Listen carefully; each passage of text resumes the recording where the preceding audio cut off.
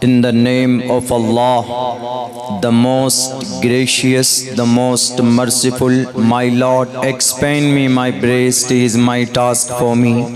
Remove the impediment from my speech so they may understand what I say. यथा वायुं समाश्रिते सर्वजीवन्ते जन्तवः तथा ग्रस्तामा वर्तते इतारा शरामा त्रिशदशोदशवर्षा भार्गोविन्दे निनग्निकाम् एकविंशतिवर्षा वा सप्रावर्षा वाप्नुयात् शम्भल गराम गुख्यस्य वराहमणयस्य गहातमन् भवने विष्णु यशस कल्कि प्रादुर्भविष्यति नराशंसं वाजिनं वाजत्री शैदीरं पूषणं सन्मैरीमहे रथम न दुर्गा दवसवा सुदानवो विश्वसम्मातरो अहंसो निष्पिपर्ता। सदर मोहतरम, स्टेज पर गिरामी कद्र मोहतरम उलमाए किराम और इस तालीमी कॉन्फ्रेंस के बैनर तले दूर इलाके से तशरीफ़ लाए हुए हमारे दीनी ईमानी भाइयों और अपने घरों में पर्दे में बैठकर इस जलसे को सुनने वाली हमारे समाज के माँ और बहनों,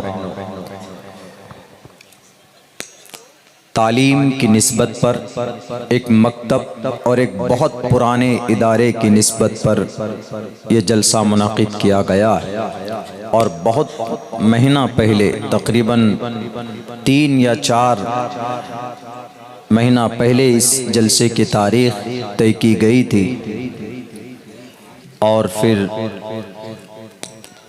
अल्हम्दुलिल्लाह कामयाबी के साथ ये जलसा अपना सफ़र तय कर रहा है। साथियों और दोस्तों, लंबी बात करने का मौका मेरे पास नहीं है। मजबूरी आपके सामने मेरे बड़े भाई ने, मुजाहिद बड़े भाई हमारे सरप्रस्त के दर्जे में है, उन्होंने आप लोगों के सामने मेरी मजबूरी पेश की है। इसीलिए मुख्तसरन जो 30, 35, 40 मिनट का वक्त मेरे हिस्से में आया है, मैं कुछ बहुत ज़रूरी बातें आप लोगों के सामने पेश करने की कोशिश कर रहा हूँ। पहली बात तो यह है कि इस बस्ती में जो एक बहुत पुराना इदारा, जिसकी निस्बत बहुत पुरानी है, जिसकी तारीख़ बहुत पुरानी है, उसको फिर से नए जनरेशन ने, नौजवानों ने, साथियों ने मिलकर दोबारा इस पर तालीमी निज़ाम और उसके हलचल को लोगों तक पहुंचाने की कोशिश की। आप लोगों ने अभी कुछ बच्चों को पेश किया गया और उनकी तकरीर से और उनकी हिम्मत और जुर्रत से आपको अंदाज़ा हुआ होगा कि मदरसा अपना काम अंजाम दे रहा है और आइंदा इस मदरसे को, इस इलाक़े और इस बस्ती में दीन की खिदमत, ज़्यादा से ज़्यादा दीन की खिदमत के लिए अल्लाह इस इदारे को कबूल फरमाए, उसके लिए आप लोग मेहनत करें और आप लोग दुआ करें। और ज़रूरी है, मज़हब इस्लाम की बेसिक जो बुनियाद है वो तालीम ही है। सबसे पहला पैगाम रब की तरफ से 650 साल तक, 550 साल तक आसमान से ज़मीन का रिश्ता टूटा हुआ था। जो रिश्ता जोड़ा गया वो उन अल्फाज के साथ जिसमें तालीम की तरफ इशारा है। हम और आप अच्छी तरह जानते हैं वो कुरान करीम की जो आयत हैं, इक़रा बिस्मि रब्बिकल्लज़ी खलक़ल इंसान मिन अलक़। इससे पता चलता है कि तालीम, नॉलेज कितनी ज़रूरी है। ये एक ऐसा हथियार है कि अगर आपने इसको अपना लिया, आपने इस पर मेहनत और कोशिश की, तो यकीन के साथ ये बात कही सकती है कि आप अपनी तकदीर बदल सकते हैं। साउथ अफ्रीका का गांधी जी, नेल्सन मंडेला, उनकी एक लाइन है, education is the most powerful weapon. तालीम एक मजबूत, एक ऐसा हथियार है which you can use to change the world, जिसके जरिए से आप दुनिया को बदल सकते हैं, खुद को बदल सकते हैं, अपने मकाम और अपनी हैसियत और अपने स्टेटस को बदल सकते हैं। यकीनन पढ़ा लिखा था, समझदार भी था, तो उसने कुरान करीम की इस आयत से प्रेरणा ली होगी, उसको कुछ नसीहत मिली होगी कि इक़रा बिस्मि रब्बिकल लज़ी खलक़ खलक़ल इंसान मिन अलक़ इक़रा व रब्बुकल अकरम अल्लज़ी अल्लम बिल क़लम अल्लमल इंसान मा लम यअलम। तफसील में जाने का वक्त नहीं है, बस इतना कहूँगा कि सबसे पहला मैसेज आसमान से ज़मीन पर जो आया, उससे हमें तालीम का रास्ता, तालीम का पैगाम मिलता है। इसीलिए हमारी इस नस्ल को, इस उम्मत को आज तालीम की बड़ी सख्त ज़रूरत है। और तालीम के मैदान में दोनों एतबार से, दीनी और दुनियावी, दोनों एजुकेशन आपको हासिल करना आपके लिए बहुत ज़रूरी।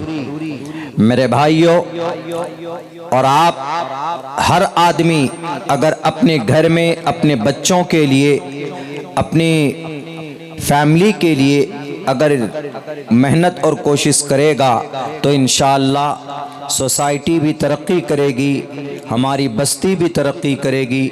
वरना आपको बचाने के लिए, आपको तरक्की देने के लिए, आपको इंसाफ दिलाने के लिए कोई खड़ा नहीं होने वाला है। अभी जनाब अशफाक साहब बहराइची ने अपने अशार में 57 ममालिक का चर्चा किया। आपको पता है 57 ममालिक इस्लामिक कंट्री, मुस्लिम कंट्री, मुस्लिम ममालिक हैं पूरी दुनिया के अंदर। उनमें सबसे मजबूत तरीन जजीरतुल अरब है, यानी ये ऐसे ममालिक हैं कि कोई भूटान या कोई नेपाल के तरह कमज़ोर नहीं है। अल्लाह ने तमाम तर दौलतें इनको अता की है, उसके बावजूद भी अगर ये आज किसी की चापलूसी कर रहे हैं, अगर किसी के ग़ुलाम बने हुए हैं, पूरी दुनिया के अंदर अगर ममालिक की लिस्ट तैयार की जाए तो सबसे पहले नंबर पर अगर किन मुल्कों का नाम आता है तो इन अरब और इन मुस्लिम कंट्री का नाम आएगा जो यहूदियों के ग़ुलाम बन चुके हैं। मैं आप लोगों के सामने उदाहरण पेश करूंगा।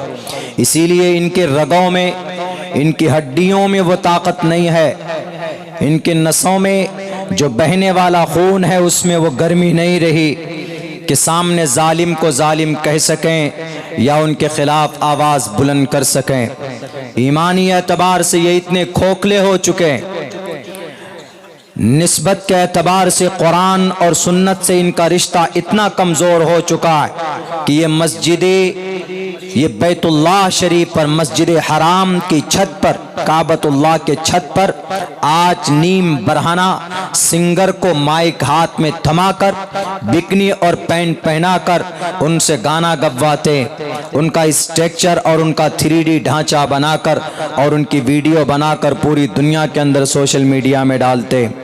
मेरे भाइयों, इसीलिए मैं कहा करता हूँ, आपकी मदद के लिए कोई खड़ा नहीं होगा, आपको खुद खड़ा होना पड़ेगा। और उसके लिए सबसे आसान रास्ता है तालीम का।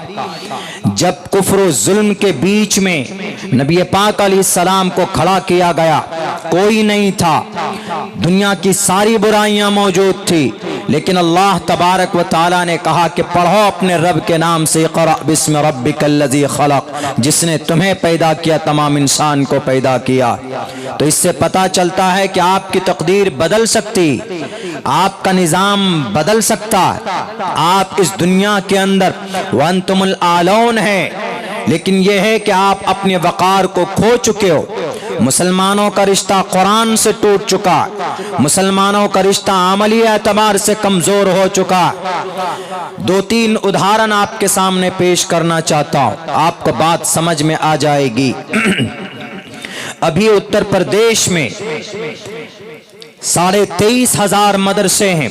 उन मदरसों के ऊपर उनको बंद करने के लिए हाई कोर्ट ने जजमेंट दिया, फैसला दिया। उत्तर प्रदेश हाई कोर्ट ने कि ये मदरसा एक्ट गलत है, therefore the all madrasa will be closed because these are related to the illegal process. ये सारे मदरसे इलीगल हैं, इनको बंद होना चाहिए, ये गैर कानूनी तौर पर ये मदारिस चलाए जा रहे हैं। आपको पता है उन मदरसों को बंद करने के लिए याचिका और पिटीशन किसने दाखिल की थी? ये शायद मेरे ख्याल से 95% लोगों को मालूम नहीं। हाई कोर्ट में 5 याचिकाकर्ता पहुंचे थे दरखास्त लेकर कि हाई कोर्ट के जज साहब, उत्तर प्रदेश में जो 13,500 मदरसे हैं, इन मदरसों को बंद कर दीजिए। इनमें 13.5 लाख बच्चे हैं, इन 13.5 लाख बच्चों को इनकी दाढ़ी और टोपी को छीन कर इनको स्कूल के अंदर ठोंस दीजिए और वहां पर सूर्य नमस्कार और जय श्री राम का नारा लगवाइए। तो पता है उन 5 याचिकाकर्ता में से 4 याचिकाकर्ता मुसलमान है, उनमें से एक तो मोहतमिम है, जिला सहारनपुर उत्तर प्रदेश का। तो इसीलिए इस कौम का बेड़ा गर्क करने के लिए खुद मुसलमान जिम्मेदार। हम मिस्टर प्राइम मिनिस्टर वीएचपी के लोगों को, आरएसएस के लोगों को गाली देते हैं, लेकिन हम कभी भी अपने गिरेबान में झांक कर नहीं देखते। कुछ दिनों पहले नबी की शान में गुस्ताखी की गई। महाराष्ट्र का एक साधु बोलता है कि तुम्हारे नबी को हम कैसे मान सकते हैं, तुम्हारे नबी ने एक 9 साल की बच्ची से उनको बीवी बनाकर लेकर आए, तो ये तो घोर अन्याय है, ये जुल्म है, ये तशद्दुद है, ये मासूम बच्चियों के उनके हुकूक को सल्ब करना है। इसलिए हम मोहम्मद रसूलुल्लाह को रोल मॉडल नहीं मानते, नबी को तुम्हारे हम अवतार नहीं मानते। पता हो उनको ये सारी मटीरियल किसने प्रोवाइड कराया? उस गुरुजी को, उसको तो खुद अपना मंत्र और अपना शास्त्र पढ़ना नहीं आता है। वो कुरान और हदीस का मुताला क्या करेंगे? वो बुखारी और मुस्लिम के तरफ क्या निगाह उठाकर देखेंगे? उनको ये सारी मटीरियल प्रोवाइड करने वाला वहां का एक दज्जाल, वहां का एक जालिम प्रधान जो मुसलमान है, और उसने कहा कि देखो महाराष्ट्र के अंदर अभी इलेक्शन होने वाला है और तुम ये भाषण दे दो और तुम्हारा सपोर्ट ऊपर से होगा, तुम पर कोई उंगली नहीं उठाएगा। और ये बात मुसलमानों की हदीस में है कि नबी पाक अलैहिस्सलाम ने 9 साल की लड़की से आपने विवाह किया, आपको बीवी बनाकर लेकर आपने बीवी बनाकर लाया अम्मा आयशा सिद्दीक़ा रज़ी अल्लाह ताला अन्हा को। तो उन्होंने ये बात कही और उन्होंने 2 टोक लफ्जों में ये बात कही कि मैं अपनी बात से मुड़ नहीं सकता, फिर नहीं सकता, और मैं अपनी बातों को वापस भी नहीं लूंगा, इसलिए कि मैंने कोई ऐसी बात नहीं कही जो मुसलमानों की शरीयत में नहीं। उठाओ मुसलमानों के मुस्लिम में ये बात, मुसलमानों की बुखारी के अंदर ये मुसलमान जो इनके शास्त्र हैं, इनके हदीस की किताब हैं, इनमें सैकड़ों जगह पर मौजूद है। अल्लाह के नबी अलैहिस्सलाम ने 9 साल की उम्र में अम्मा आयशा को बीवी बना कर लेकर आए, तो क्या ये जुल्म है कि नहीं? जाहिर सी बात, ये बात मौजूद है, ऑथेंटिक और मुस्तनद रिवायात में है कि अल्लाह के नबी ने 6 साल की उम्र में निकाह पढ़ा और 9 साल की उम्र में बाज़ाब्ता रुखसती हुई। इसमें कोई शक नहीं, कोई कीलो काल नहीं, लेकिन वो जो समझ रहा, लोगों के बीच में जो गलतफहमी पैदा करना चाह रहा है, वो उसकी सोच और उसकी साजिश वो नापाक है। उन्होंने ये बात कही, क्या जवाब दे दोगे? कोई खड़ा नहीं हुआ जवाब देने के लिए। जरूर जवाब मिलना चाहिए। कुरान और शरीयत के खिलाफ अगर कोई तोहमत लगाएगा, उस पर अगर कोई उसको एलिगेशन लगाएगा, अल्लाह के नबी हजरत हस्सान बिन साबित को कहते कि खड़े होकर जवाब दो। उस वक्त में शुअराए इस्लाम जितने भी थे वो मीडिया का काम करते थे। हजरत अब्दुल्ला इब्न रबाहा, हजरत हस्सान बिन साबित, 6-7 सहाबा ऐसे थे जो अल्लाह के नबी कहते थे कि इनको जवाब दिया जाए। आज हमारे पास जानकारी नहीं, आज हमारे पर एतराज होता है तो हम जवाब नहीं दे पाते। नौजवानों, आप तो दुनिया की चीजें टिकटॉक पर बैठकर, मोबाइल पर बैठकर आप दुनिया की चीजें देख लेते हो, अपने जहन को खराब कर लेते हो, लेकिन आपको अपनी शरीयत के बारे में क्यों नॉलेज नहीं? आपको अपने कुरान के बारे में क्यों नॉलेज नहीं? आपको नबी की जीवनी के बारे में क्यों जानकारी नहीं? आपकी उम्र 15 साल से 20 साल की हो चुके, आप नहीं जानते अपने नमाजों के बारे में, नहीं जानते हैं आप कि कितने अरकान इस्लाम है, उसको भी नहीं जानते। ये सारी चीजें खत्म हो सकती इन तालीमी इदारों से, ये सारी चीजें खत्म हो सकती हैं हमारे इन मकातिब से।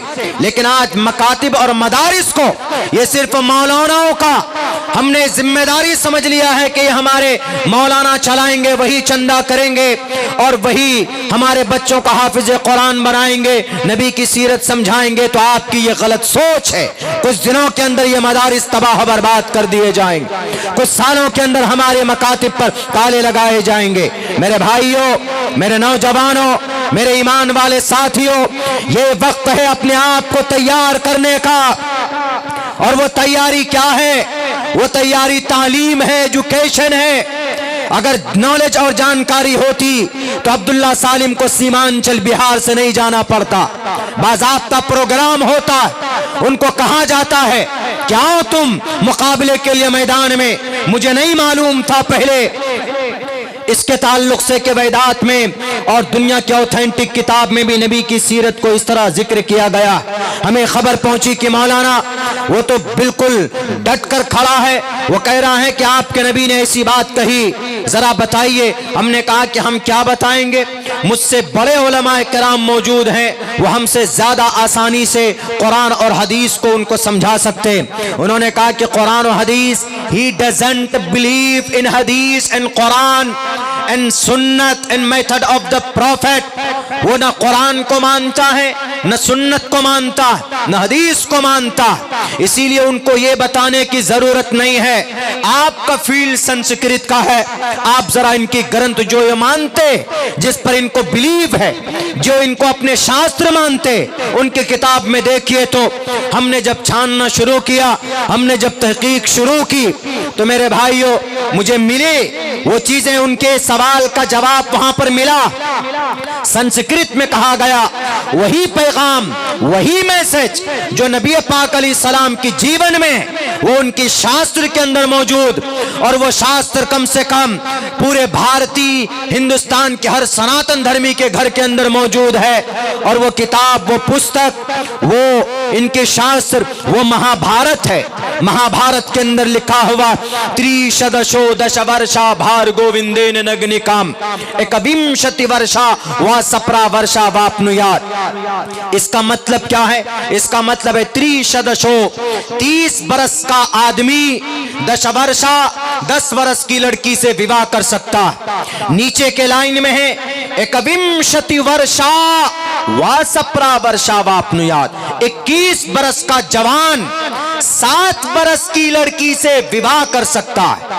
महाभारत में जब लिखा है, जब महाभारत में 7 बरस की लड़की को बीवी बनाना जायज कहा गया है, तो हमारे नबी ने तो 9 साल की उम्र में बीवी बनाया है। तो आपके पेट में दर्द नहीं होना चाहिए। जब डिबेट होता है सन 2018 अक्टूबर सन 2024 में, मेरी शिरकत तो नहीं हुई थी, मेरा दूसरा प्रोग्राम था जो बहुत जरूरी था, लेकिन मैंने लिखकर भेजा, मैंने कहा पूछेगा उसको जो वो चापलोस और जिसकी वो जूतियां सीधी कर रहा है और जिसकी इशारा पर बोल रहा है कि अगर तुम्हारे अंदर दयानतदारी है या जानकारी है तो एकविंशति का मतलब क्या होता, 21 बरस होता है कि नहीं होता? सप्रा सप्तो सात को बोलते, संस्कृत में एक को एक बोलते, दो को द्वे बोलते, तीन को त्रियो बोलते, चार को चतुर बोलते, पांच को पंचा बोलते,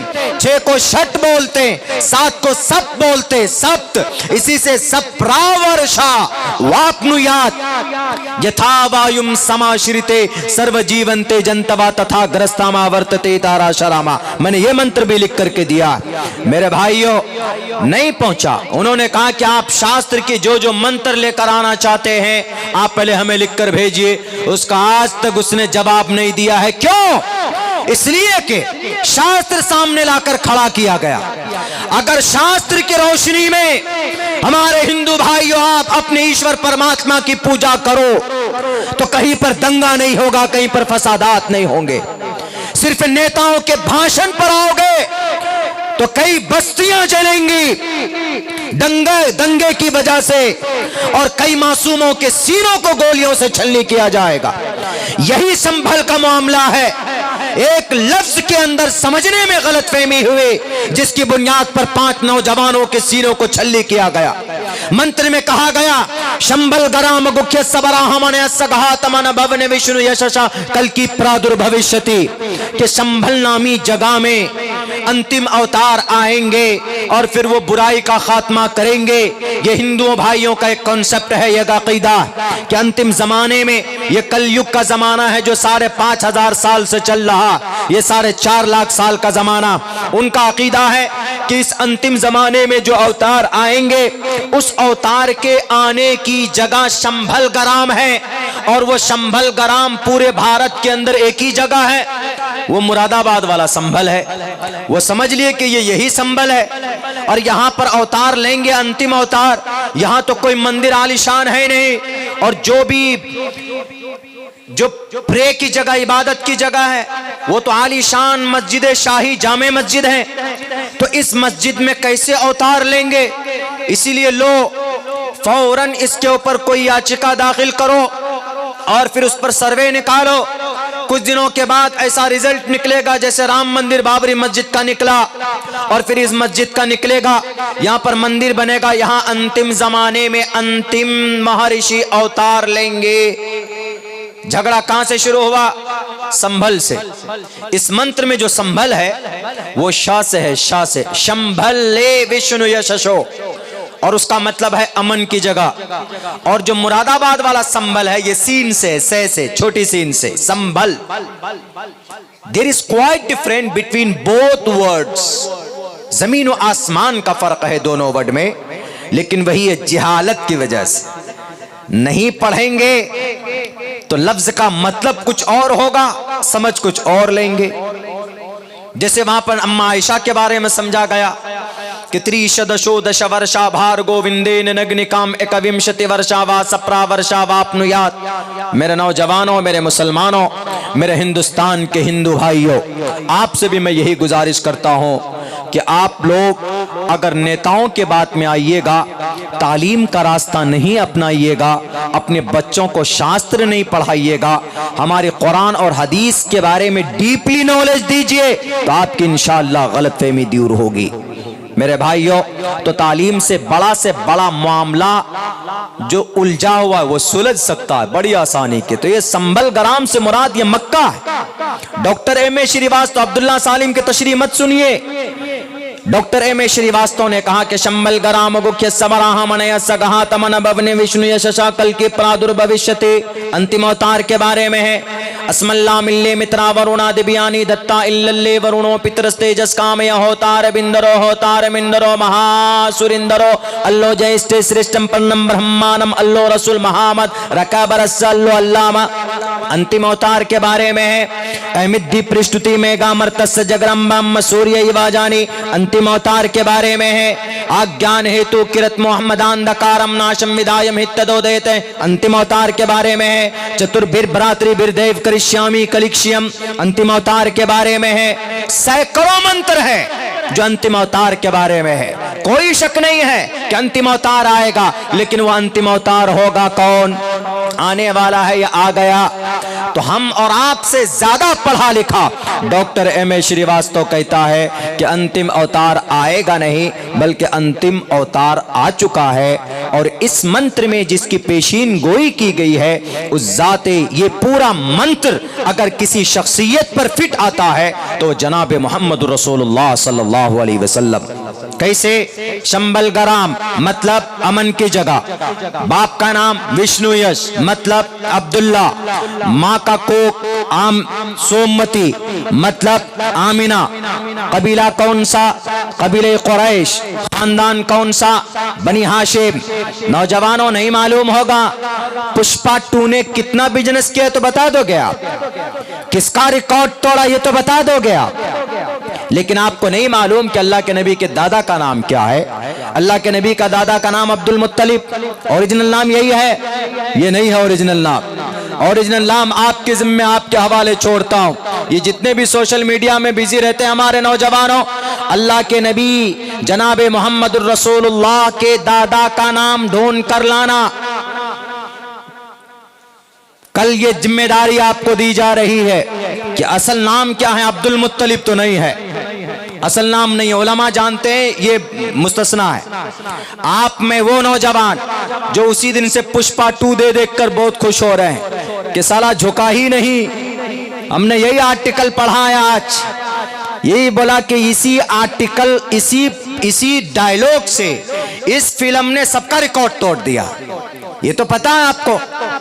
चलिए एक टास्क आपको और दे देते कि आपने तो ये पता लगा लिया कि भाई किस वजह से वो पूरे इस वीकेंड में 223 करोड़ का ना फायदा, कि आपको क्या मिला? लॉलीपॉप। आपने 239 रुपए का रिचार्ज कराया, आपके पैसे भी गए, आपके मोबाइल की कैपेसिटी भी घटी, आपका वक्त भी गया। जाहिर सी बात है कि रात में देखा होगा आपने तो रात की नींद भी गई, नमाज भी गई, सब खत्म, बर्बाद, मिला कुछ नहीं, पैसे उसको मिल गए। लेकिन चलिए अब अच्छा काम बता देते हैं कि अब्दुल मुत्तलिब का रियल नाम क्या, ये ढूंढ लीजिएगा। और जब आपको मिल जाए तो आपके मदरसे में जो पढ़ाने वाले टीचर हैं, जो उलमा हैं, जो आलिम दीन है, उनके पास जाइएगा कि हजरत हमको ये मिला है, ढूंढ करके ये आपको टास्क दे रहा बहरे के। तो अल्लाह के नबी अलैहिस्सलातु वस्सलाम की जात अक़दस पर यह मंत्र फिट आता है। और इसी लफ्ज़े संभल के झगड़े की वजह से इतना बड़ा वबाल खड़ा हुआ, संभल के झगड़े की वजह से। ये लफ्ज़ संभल है, इसको समझने में गलती हो गई।